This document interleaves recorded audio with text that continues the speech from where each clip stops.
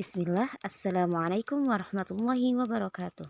Alhamdulillah, wassalatu wassalamu ala rasulillah, sallallahu alaihi wasallam, wa ala alihi wa sahbihi ajmain amma ba'du. Selamat siang teman-teman, selamat datang di video presentasi kami. Di sini, kami dari kelompok 7 yang beranggotakan Nuraila Sofia, Neng Evi Asti, dan Robi Nurbais akan mempresentasikan pertumbuhan dan kesehatan anak bagian kedua, lanjutan materi dari bagian pertama yang telah dibahas oleh kelompok 6. Teman-teman di sini akan mendapatkan informasi tentang penyakit dan cedera anak, kemudian nutrisi untuk anak, kemudian olahraga pada anak, dan yang terakhir penggunaan zat berbahaya pada anak. Selamat menyimak teman-teman. Baik, pembahasan pertama yaitu tentang penyakit. Apa itu penyakit? Nah, penyakit adalah gangguan kesehatan yang disebabkan oleh bakteri, virus, kebiasaan buruk seseorang, atau kelainan pada sistem di dalam tubuh seseorang.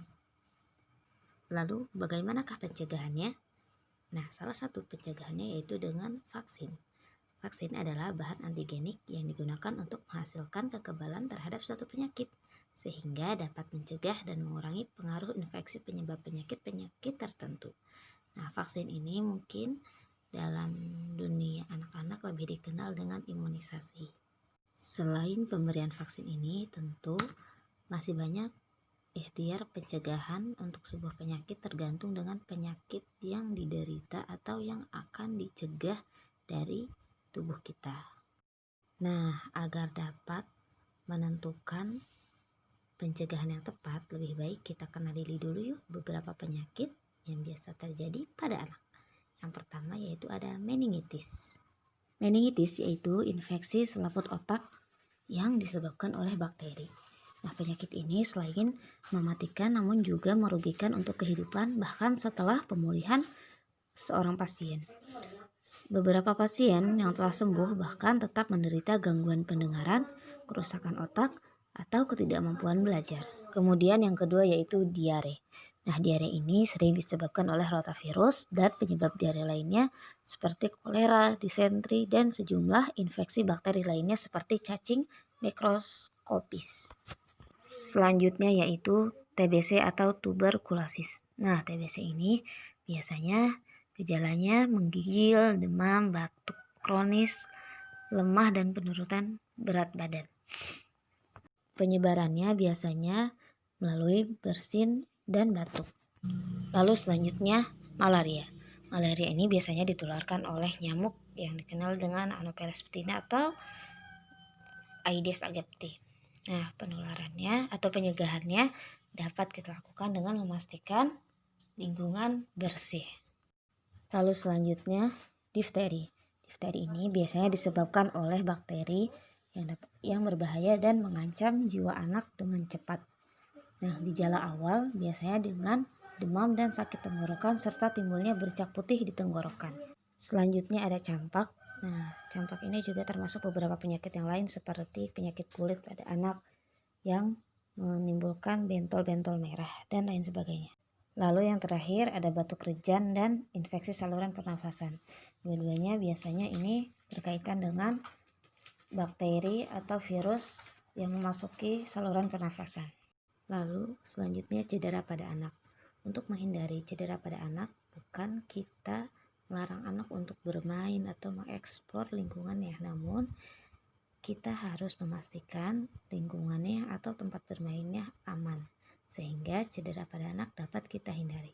Nah, berikut beberapa cedera pada anak yaitu seperti gegar otak karena terjatuh, kemudian masalah bahu dan punggung, kemudian terkena serpihan berbahaya misalkan seperti kaca dan serpihan kayu atau duri, kemudian luka, goresan, dan lebam. Kemudian ada gigi patah, biasanya ini pun terjadi karena terjatuh. Kemudian ada siku tertarik, dan yang terakhir ada patah tulang atau terkilir. Demikian beberapa cedera pada anak. Yang perlu diingat, pastikan anak bermain pada tempat yang aman, bukan melarang anak untuk bermain.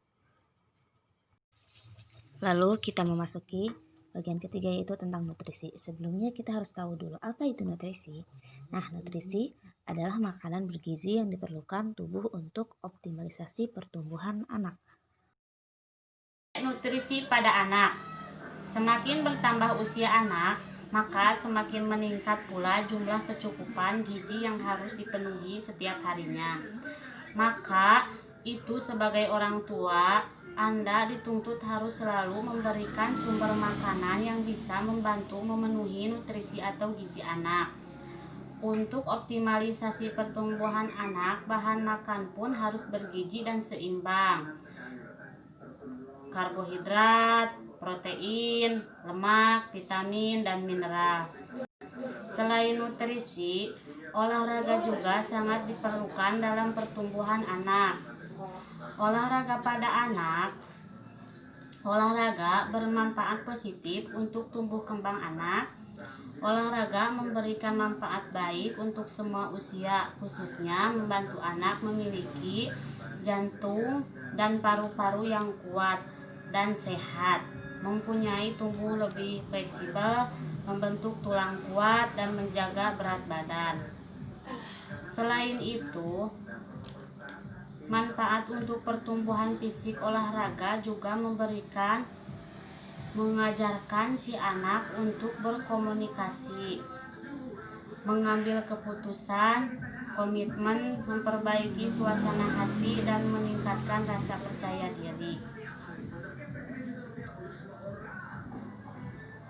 Olahraga pada anak, contohnya sepak bola, basket, bersepeda, inline skate, olahraga di es, lari, bela diri, gimnastik, floorball. Selanjutnya kita memasuki penggunaan zat berbahaya pada anak. Nah, tumbuh kembang anak dipengaruhi oleh pola konsumsinya. Makanan yang sehat akan memberikan efek positif terhadap tumbuh kembang seorang anak. Dan begitupun sebaliknya, makanan yang tidak sehat akan memberikan pengaruh yang kurang baik terhadap kesehatan. Nah, pada makanan ini mungkin kita sudah sering memastikan makanan anak-anak sehat, namun kita kadang lalai terhadap jajanan yang anak konsumsi. Nah, jajanan pada zaman sekarang begitu banyak mengandung zat adiktif. Namun, tidak dapat kita hindari bahwa zat adiktif ini akan selalu masuk ke dalam makanan. Benar, zat adiktif ini berfungsi untuk memperpanjang usia makanan atau menarik tampilan makanan. Namun, terdapat beberapa jenis zat adiktif yang tidak baik untuk kesehatan, meskipun ada zat adiktif lain yang tidak membahayakan bagi kesehatan. Zat adiktif yang berbahaya bagi kesehatan ini tentu efeknya tidak akan langsung terlihat oleh kita. Efeknya akan terlihat beberapa tahun kemudian atau berpuluh-puluh tahun kemudian. Beberapa zat berbahaya yang perlu kita hindari. Yang pertama yaitu boraks. Boraks ini tampak seperti bubuk putih atau yang menyerupai garam dan tidak memiliki rasa. Nah, sebagaimana yang teman-teman lihat di gambar ini, boraks ini biasanya digunakan dalam deterjen, pestisida, dan pupuk, dan beberapa jenis obat-obatan.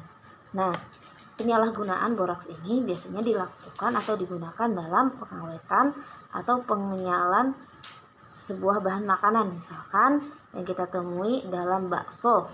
Nah, lalu apa pengaruh pengkonsumsian boraks ini? Jika boraks dikonsumsi dalam jangka waktu yang panjang dan dosis yang sangat tinggi dapat memicu beberapa gejala seperti demam, mual, muntah, bahkan hingga keracunan dan kematian. Dan yang kedua yaitu formalin. Formalin ini bersifat karsinogenik atau dapat menyebabkan kanker, tidak berwarna dan beraroma kuat. Nah, zat ini jika dikonsumsi dalam dosis yang tinggi akan menyebabkan iritasi, kemudian gangguan pada pernafasan, hingga memicu. Juga ada rodamin B.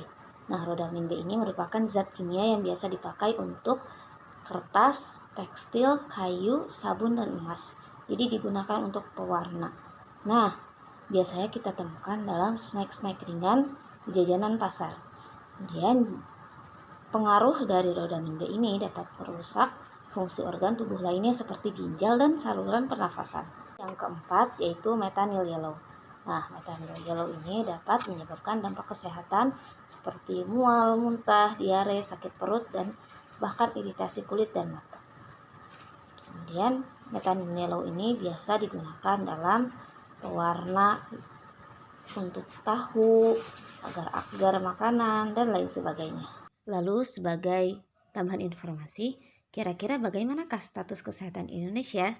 Nah, berdasarkan peringkat yang dirilis WHO dan UNICEF, indeks perkembangan anak yang menunjukkan kesehatan dan kesejahteraan anak Indonesia ada di peringkat 117, teman-teman. Wow, nah 117 ini dari 180 negara yang diteliti. Ini bersumber dari CNN Indonesia. Nah, oleh karena itu, UNICEF mendukung pemerintah Indonesia untuk meningkatkan lingkungan yang mendukung gizi dan memperkuat sistem untuk pemberian layanan gizi anak.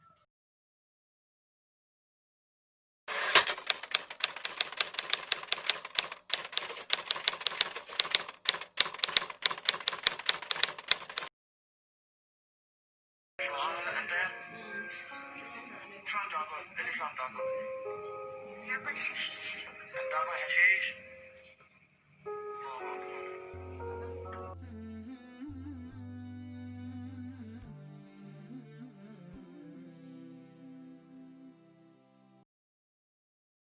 Demikian presentasi yang dapat kami sampaikan. Kami mohon maaf jika terdapat banyak kekurangan dan terima kasih telah menyimak. Wassalamualaikum warahmatullahi wabarakatuh.